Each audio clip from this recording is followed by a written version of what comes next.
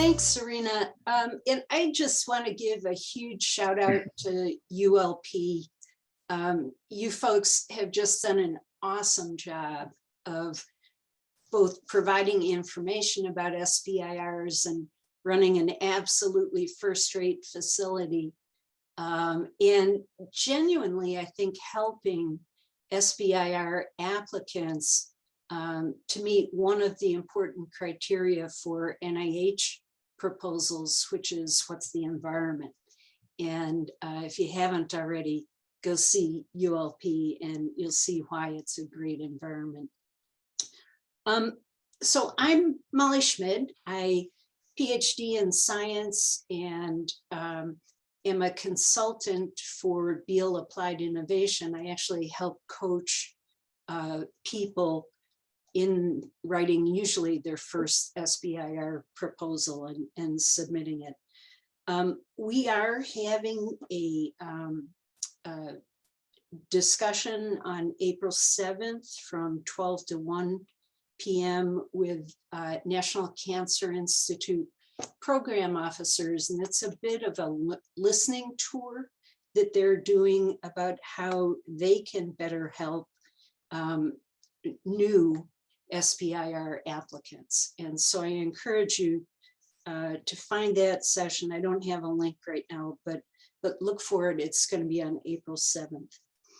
All right, and with that, we're going to go around. We've got three terrific panelists today, each of whom has received SBIR awards from the National Institutes of Health. And I'd like to go around first and just let each of them introduce themselves and their company, maybe a little bit about their history with SBIR. So Stephanie, let's start with you. All right, thanks, Molly, and thanks everyone for having me here today. I'm Stephanie Hashi, and I'm CEO and Chief Science Officer for Immunotarget Therapeutics. We're a preclinical stage biotechnology company developing highly personalized cancer immunotherapies, and our innovative solutions are designed to overcome current hurdles to effective cancer treatment. We're commercializing IP that I developed as a postdoc at UCI in the Department of Molecular Biology and Biochemistry. We founded Immunotarget in 2020 after our team won the UCI New Venture Competition Life Science Track. And we were recently awarded an NCI SBIR Concept Award to continue our research and development. So we're now renting some space at ULP, and we're very excited to get started with our project. Terrific. Thanks, Stephanie. Steve? Hi, everyone. My name is Steve Isaacman. I'm a chemist by training. I have a PhD in physical organic chemistry from NYU. I started PhD biosciences back in 2008. And we've worked on a number of different diverse projects over the years. But the last couple of years, we've narrowed our focus to really work on topical prescription drug products. And we have two topical prescription drug products in clinical development, both in phase 2. One is for skin cancer prevention, and the other is for it treats a side effect of capecitabine chemotherapy. We've leveraged non-dilutive funding pretty successfully. We've won 21 awards totaling just under 14 million in non-dilutive funding, most of that being NIH SBIR phase 1 and phase 2 awards, as well as a philanthropic award from Avon Products, the cosmetic company, and several awards from New York State before we relocated out here to California. Awesome. And Steve, roughly how many people in the company right now? Just to give us a sense. There's 5 of us. Okay. So we try and stay as lean and mean as we can. Just 3 full-time employees and 2 who are part-time equity owners as well. Okay. And Damien, tell us about Translucence. Yeah, so I'm Damien Wheeler. I'm the CEO of Translucence. So I'm a neuroscientist by training. If anyone recognizes what's behind me, that's a mouse brain. You might have guessed that already. So I did my PhD at McGill University, a postdoc at Stanford, studying molecular and cellular mechanisms of signaling downstream of neuronal activity. And I spent about 10 years in drug discovery, trying to generate drugs to enhance your long-term memory. Then in 2018, Sunil Gandhi, who's a professor at UC Irvine, and his MD PhD student Ricardo Azevedo and myself founded Translucence. And we're developing tools and technologies for next generation histology. So we're taking brains or other tissues where you normally slice them up to put them on microscope slides so you can look inside, and we make them optically clear and image them intact and use machine learning enabled algorithms, et cetera, to do quantification of protein expression throughout the intact tissues. Okay, and can you tell us just a bit about your history with SBIRs? Yeah, so we, when we founded the company, we decided to apply for SBIR grants rather than go out searching for investors, because we just had ideas and we thought that would be the way to go.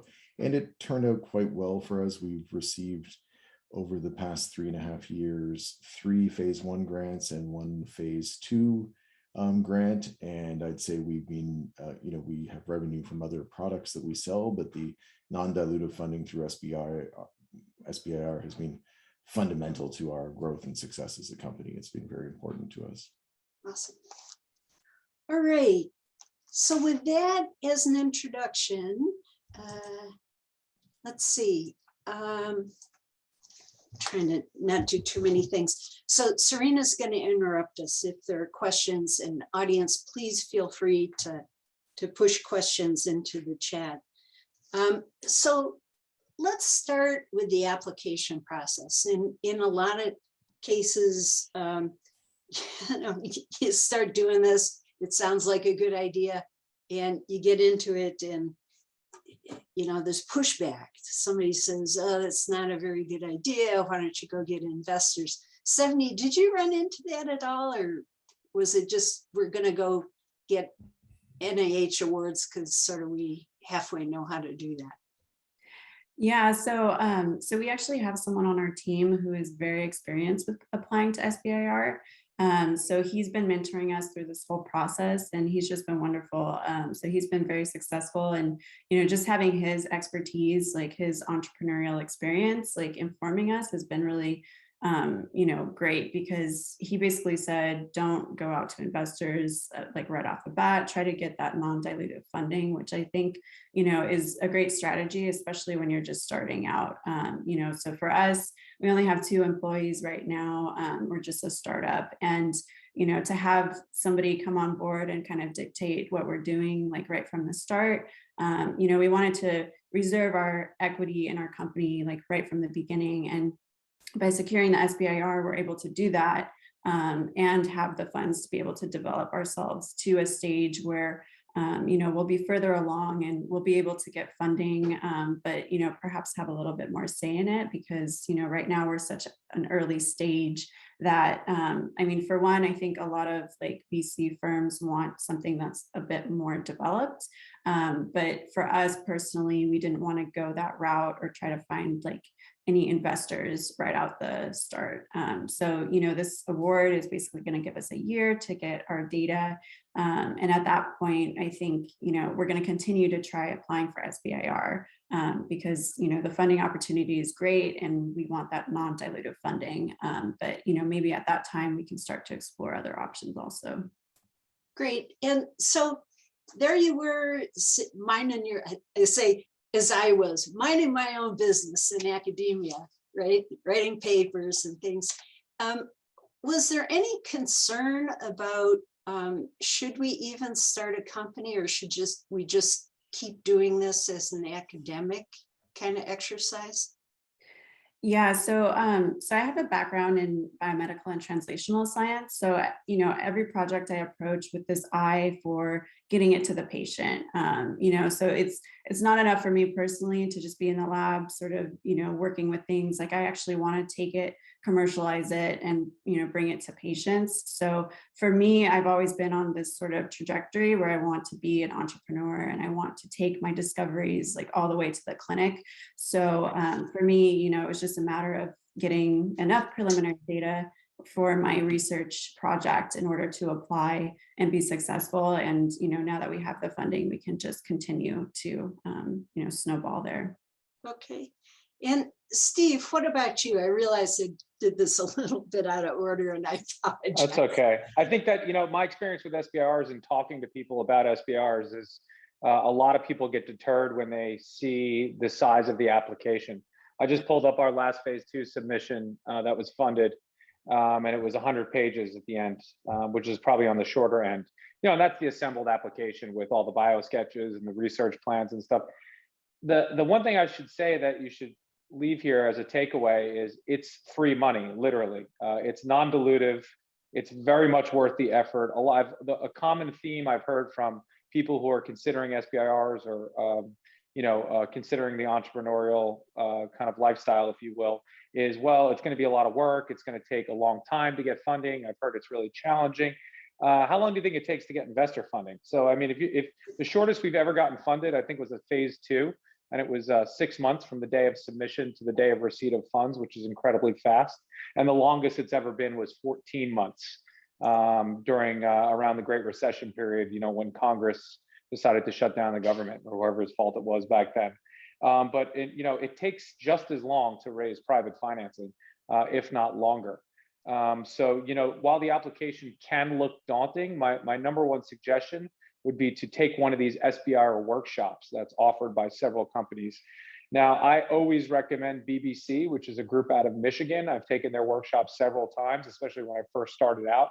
And it's just an overview, but there's several companies that offer them. They're not expensive. It's an overview about the process, how to write your, grantsmanship, how to write your specific games pages. They give you templates and such. And I think, I think it's really, once you dive into it and really go through your first application, you'll realize it's not really that work. It used to be a nightmare. Way back in the day, in 2008, I wrote my first one, and it was actually a fillable PDF that would crash all the time. Because as you may be aware, government systems always seem to be about 5 or 10 years around behind what normal web systems are.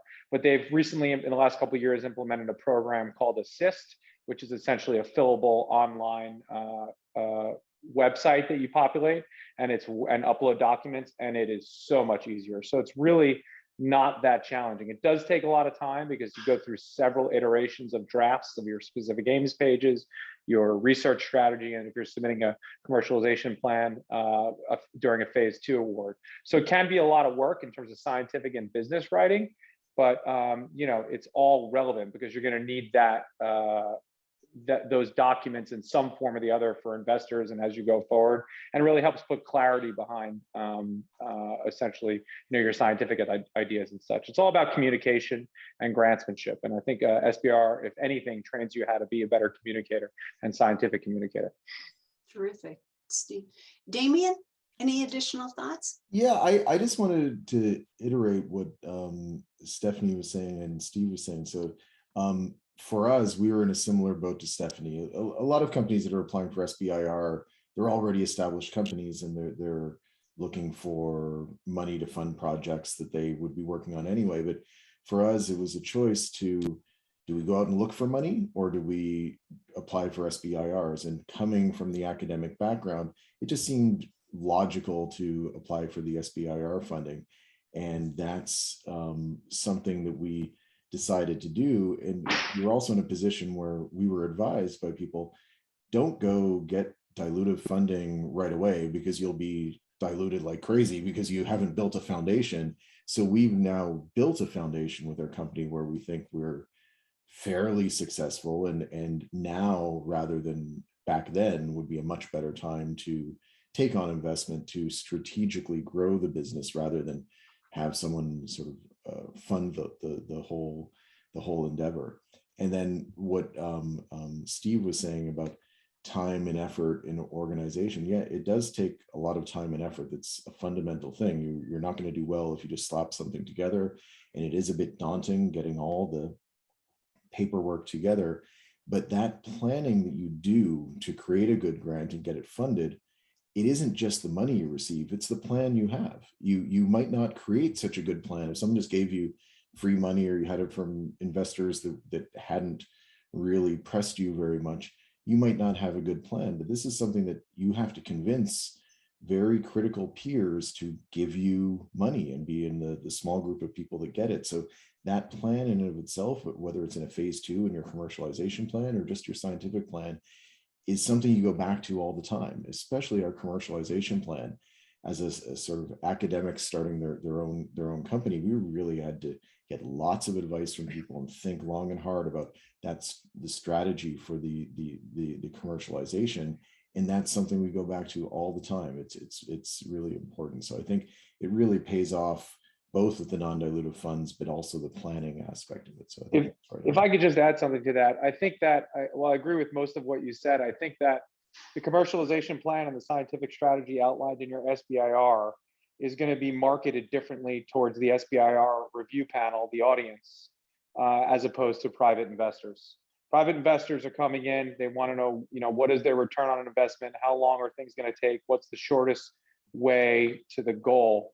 We've found in our experience that unfortunately, it's extremely random when you submit SBIR grants. At least we submit only to NIH and mostly for drug products, prescription drug products. And unfortunately, a lot of times you get academics who are sitting on these review panels testing the waters to see what it's like, the SBIR process is like, and they don't understand the drug development pathway. So for us, we've had to take a much softer approach and a more detailed approach.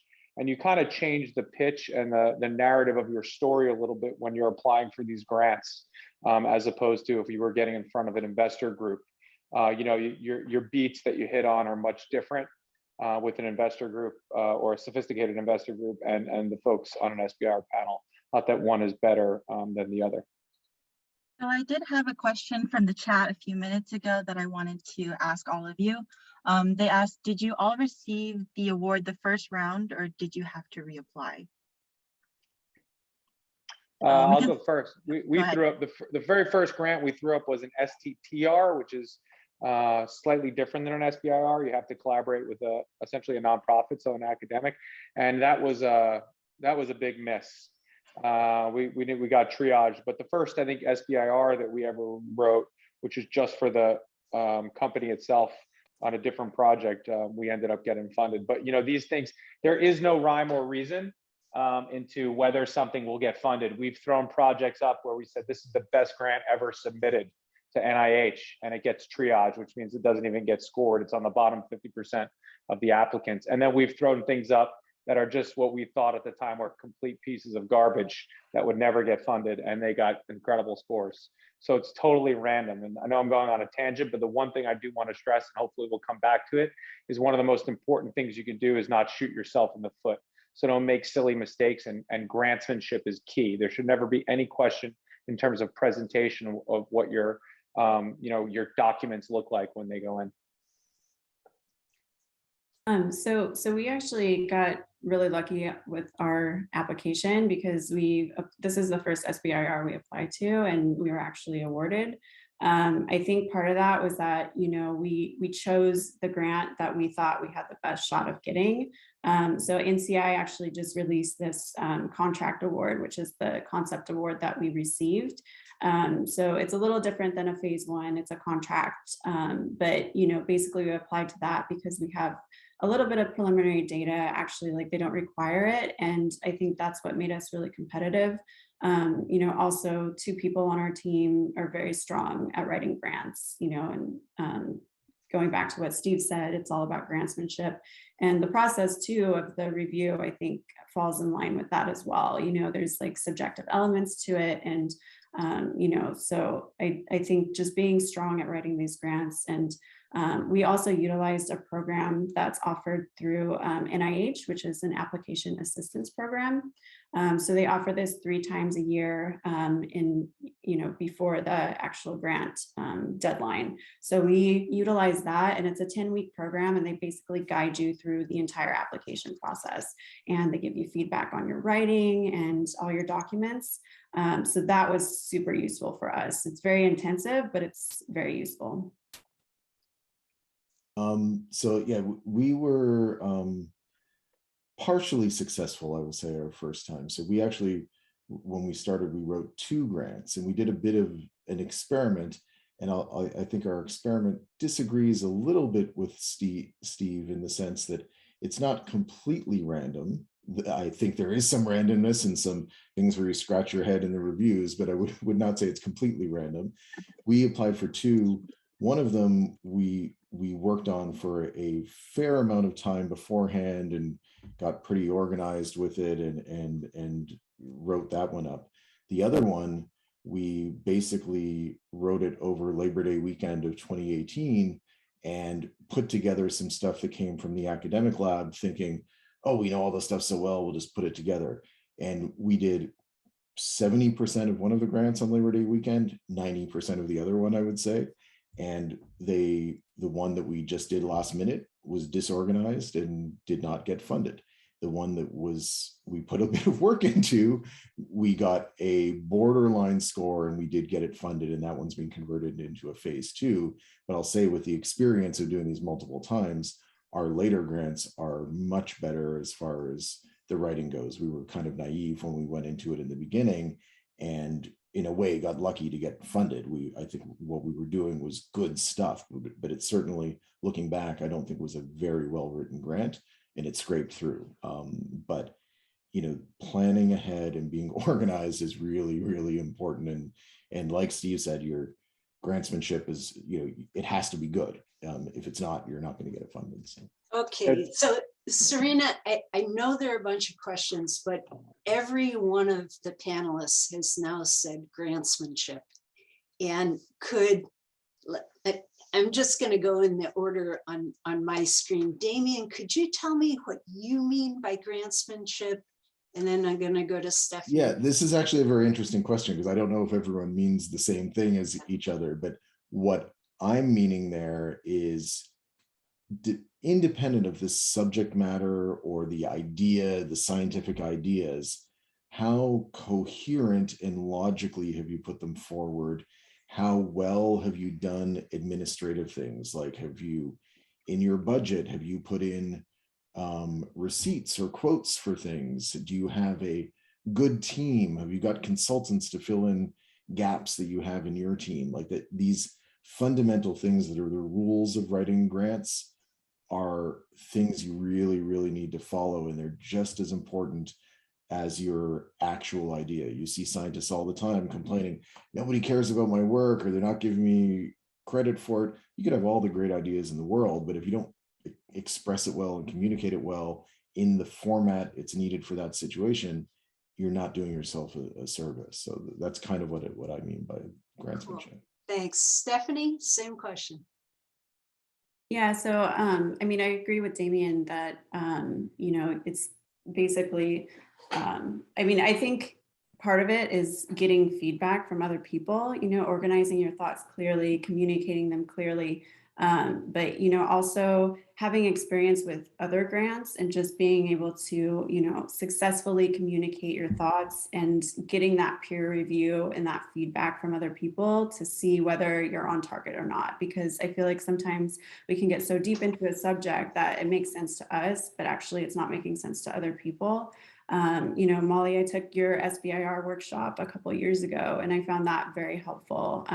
Just getting an outside perspective and tailoring it to the specific grant that you're applying for, I think is really important.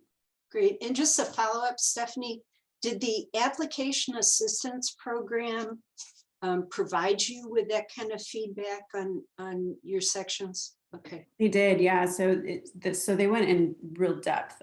So we were assigned a coach, and they would, review our writings, give us feedback, and then we would revise and send it back. So I feel like that was very helpful. Good. So I do really highly recommend it's an NIH specific program, although other agencies have it, the application assistance program. You have to apply, but I have also heard good things about it. Steve, now to you.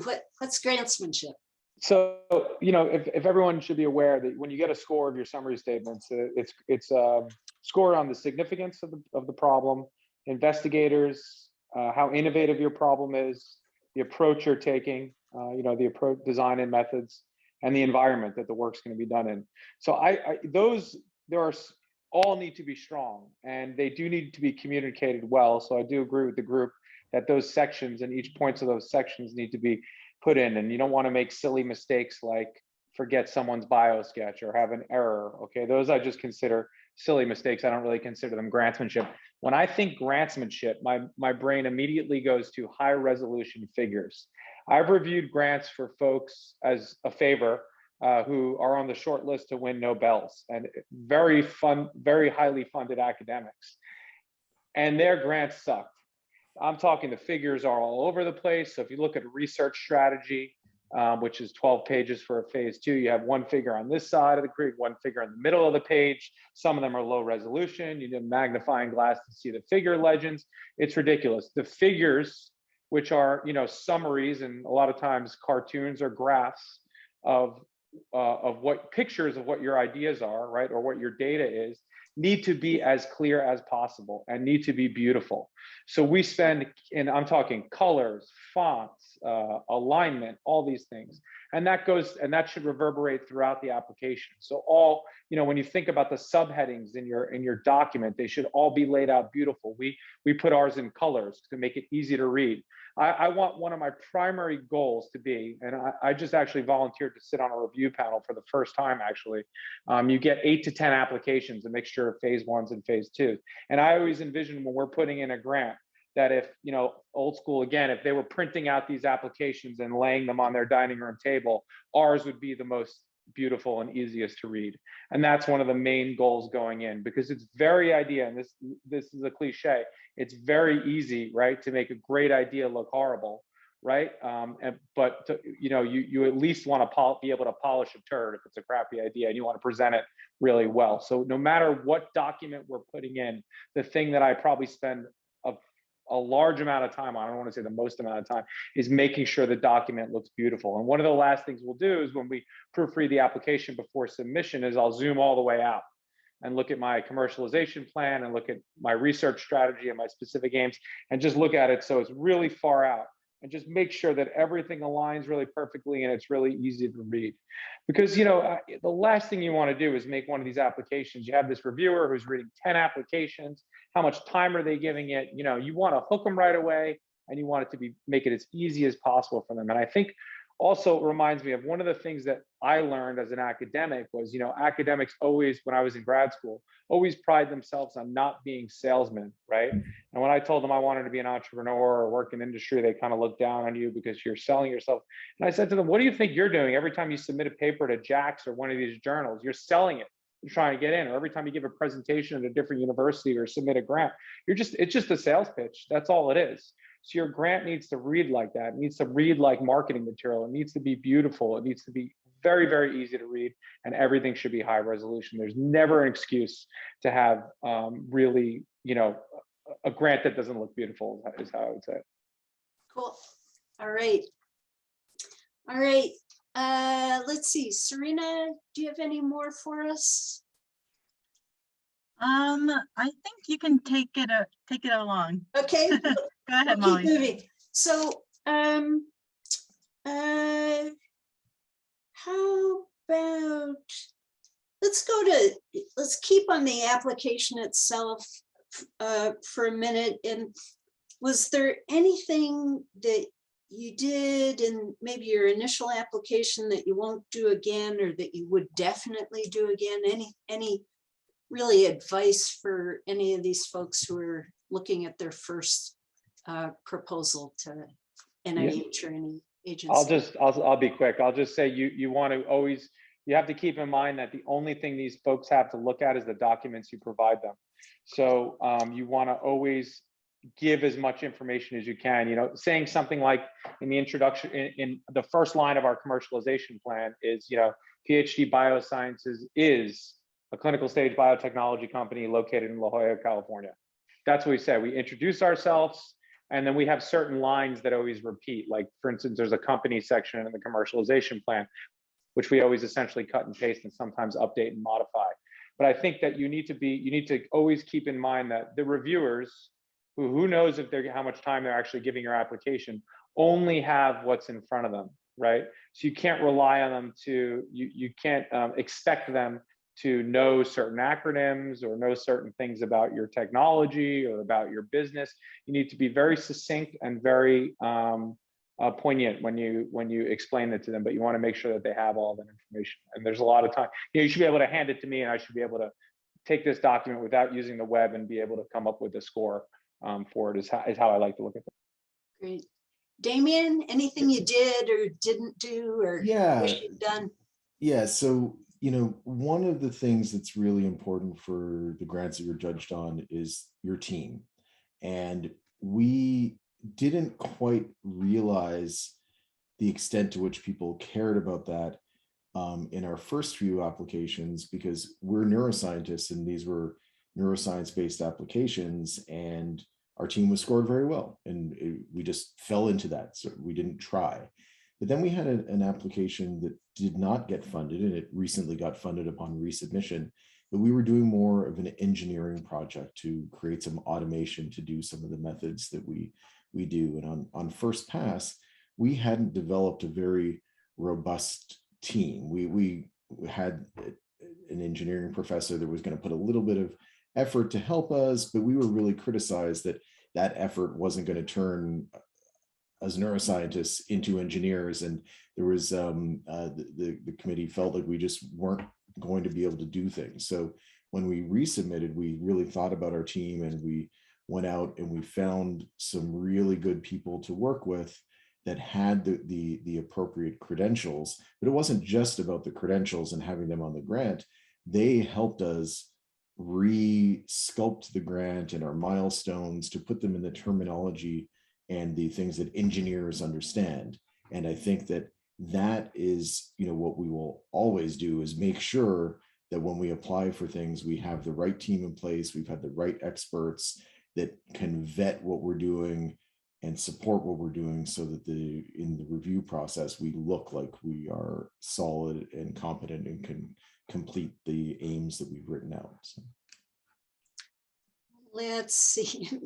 I've lost track. Steve, have you had a chance? Stephanie? I can't remember.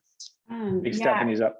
Okay. I just wanted to mention, reiterate what Damien said about the team. And I think it's worth it to identify these resources, well in advance. So, looking at the different elements of your project and saying, oh, we have this immunology component, we need an immunologist on board, or specifically a cancer immunologist. That was something that we identified early on. We reached out to someone at UCI who has expertise in this area, and he was happy to help with the application and be on board with the project. But identifying it early on so that you're able to reach out to these people, also like resources like subcontract work. So we're subcontracting some of our work to UCI. So we identified those portions early on, and we are working with the IRB because we have a human subjects component, and just, all those logistics take time. And if you have it set in place, before you're actually awarded, I think it's very helpful to streamline the whole award process. And, again, I think it was critical for us too to get outside feedback on our application, because we had someone who they gave us feedback that we felt a little bit harsh, but actually we made those changes and it really strengthened our application. And I think it was the thing that really set us apart. So Great. Serena. Yes, so just going back, pivoting to more planning for the SBIR itself, we have a question in the chat that asks, how do you plan for sustaining operating budgets? Do you factor in funding timelines? Do you stagger award submissions? And there's a second part, but we'll start off with that. Damien? Yeah, so frankly, when we started, we didn't have any money, and we didn't need any money because the company was me and a couple of undergrads, and the co-founders had full-time jobs, and I had a severance package from my previous company. So we didn't really think about these things. But as time goes by, we actually have revenue streams from products that we sell and from services that we do. So, the SBIR funding is very important, but we fill the gap with these revenues that we have. Now, if our situation was such that we didn't have these revenue streams, it's a really important and difficult question. You have a phase 1 grant. Well, oftentimes between the phase 1 and the phase 2, there's a gap. And how do you survive? And my thinking is you have multiple phase 1 applications, and hopefully you sort of stagger them and space them out, or get lucky and have them all funded, and they're all interrelated in some sort of scheme that makes sense to you. And then hopefully you have that funding until you get to phase 2. And I know there's many companies that have been around for 10 years and they've only had SBIR grants, no other source of money whatsoever. And people do it, and you can do it. We're not quite in that situation, but we're also not in the situation of a established company with venture funding, et cetera, and they're doing some SBIRs for some fun projects on the side. So I don't really have a good answer for how you should do it, but it is certainly an issue and takes a lot of planning depending on the situation you're in. Great. I think I think you want to think of SBIR funding as supplemental funding, or funding to get you off the ground. The point of a phase 1 SBIR, no matter what institute you're submitting to, is to demonstrate the feasibility of an idea.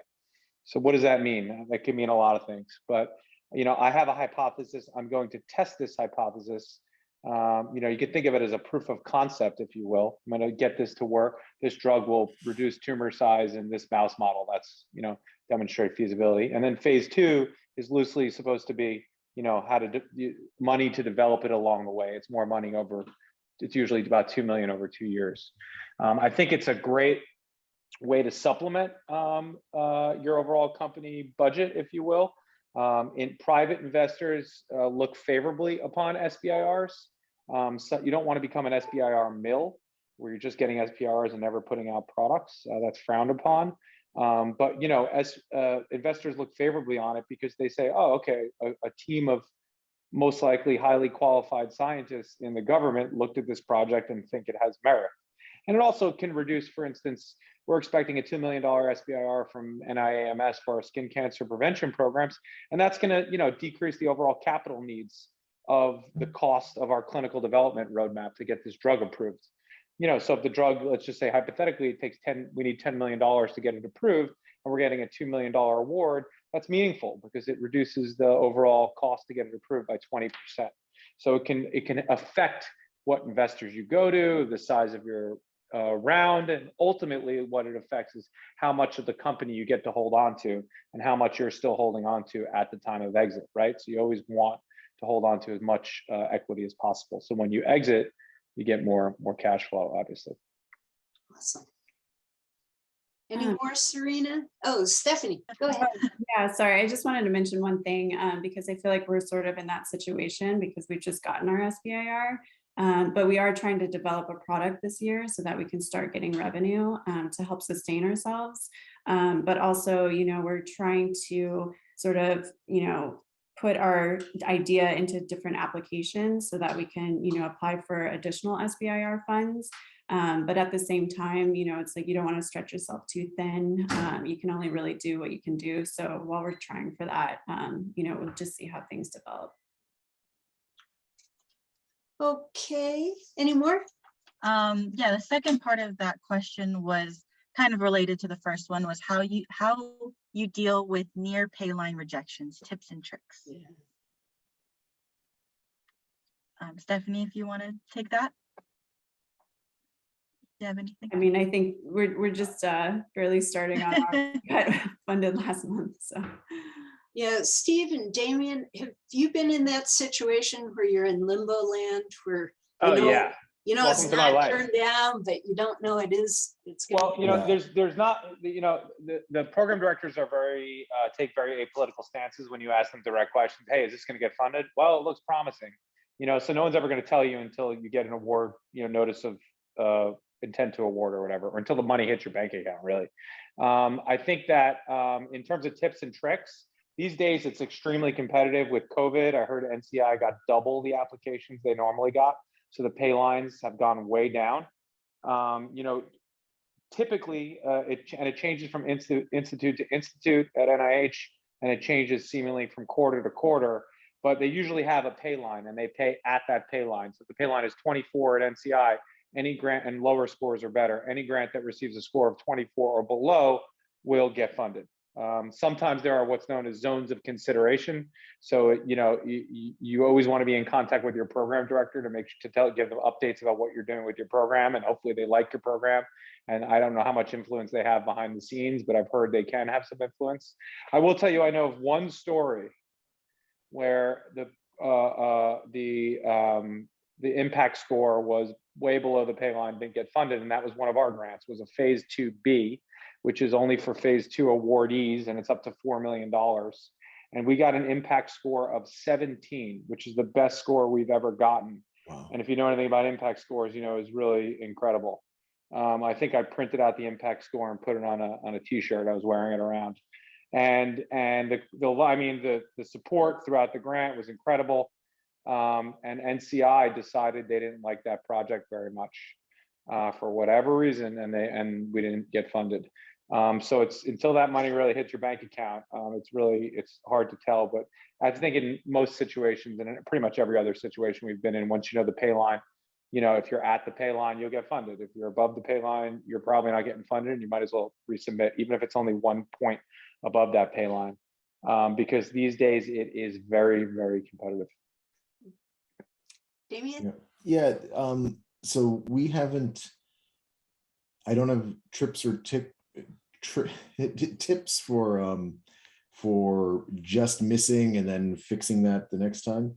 We've been in a range where we've been in limbo. We've been waiting, and of course the program officers can't tell you we're going to fund this or not. They might say at the most, it's our hope to fund you. We would like to fund this, and that's a good sign, but it doesn't mean anything.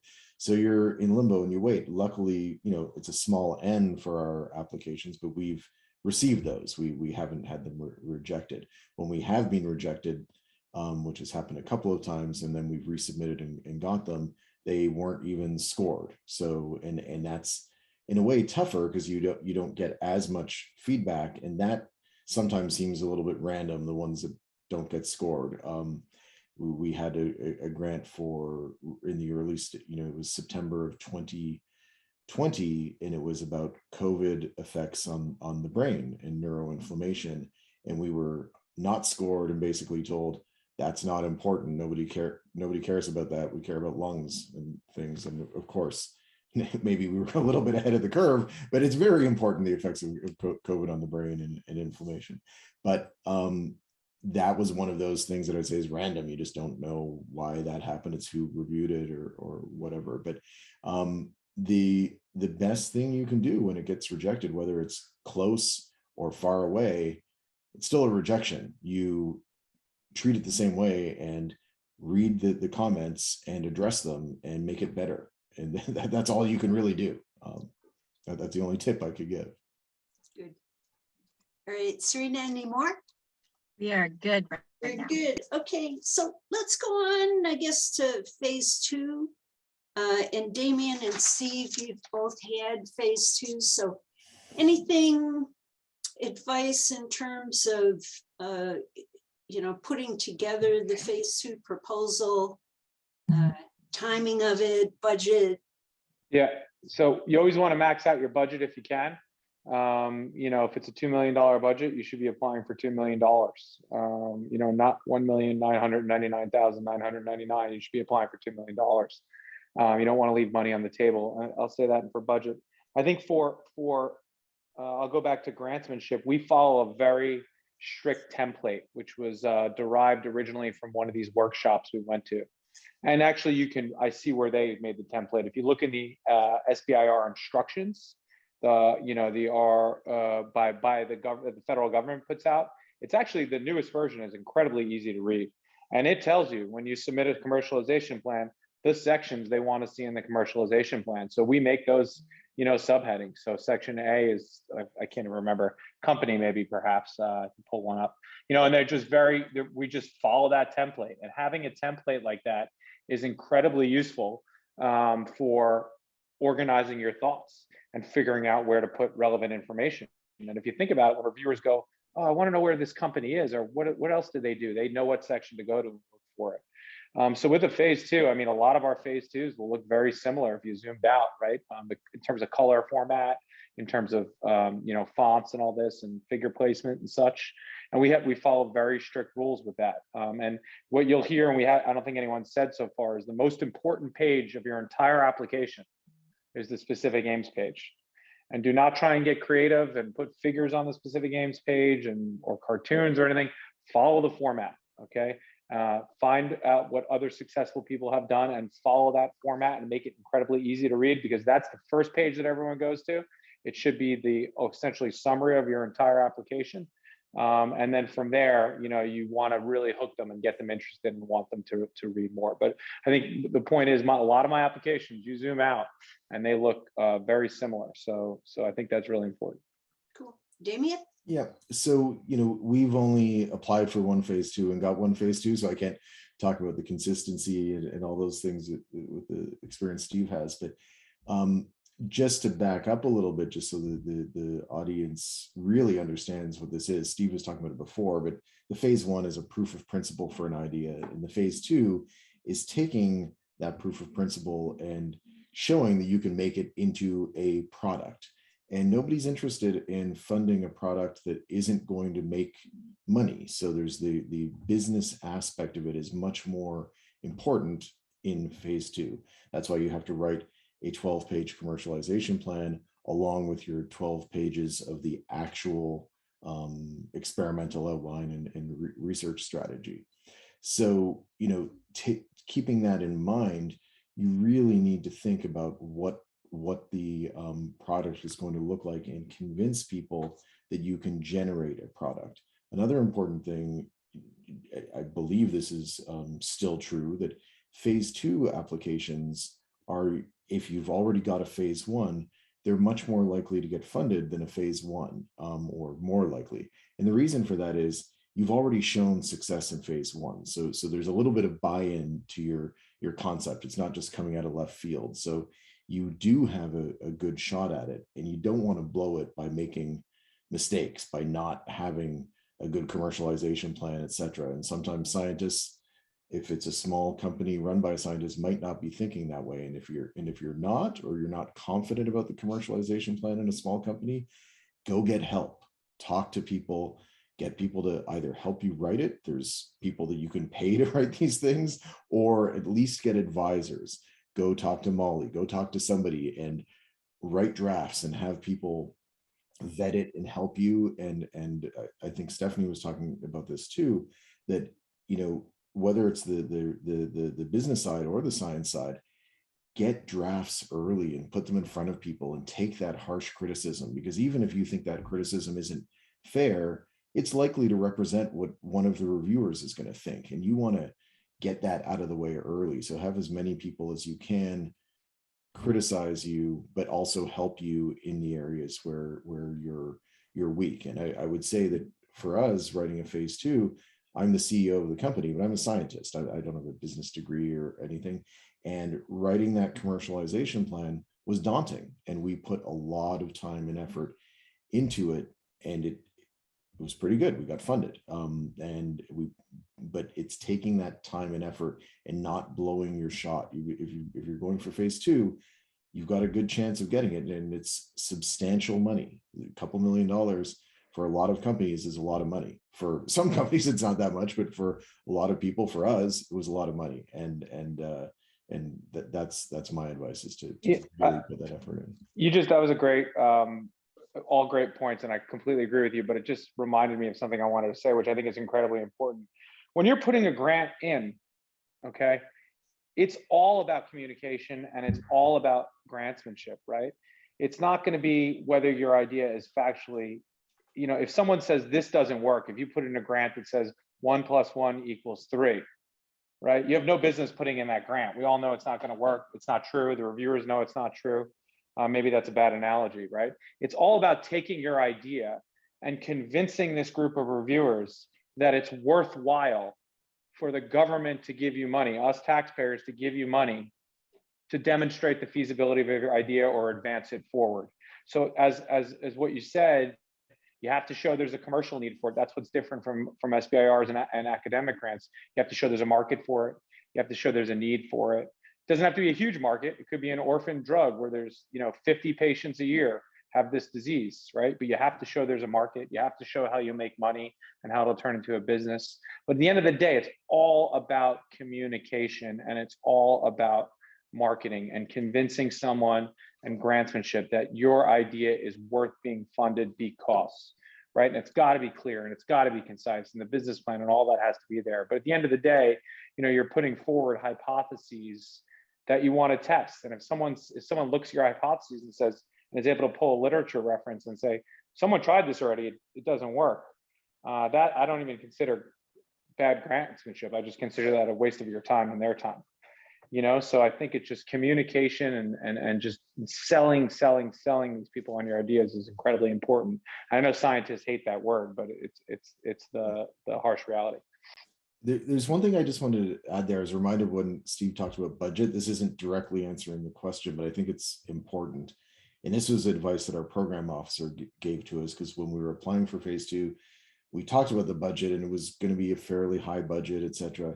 And we were told, ask for the amount of money that you need to do this project. A lot of people think, oh, if I keep my budget lower, the government's getting good value for their money and will be more likely to get funded. If we ask for too much, they won't give it to us.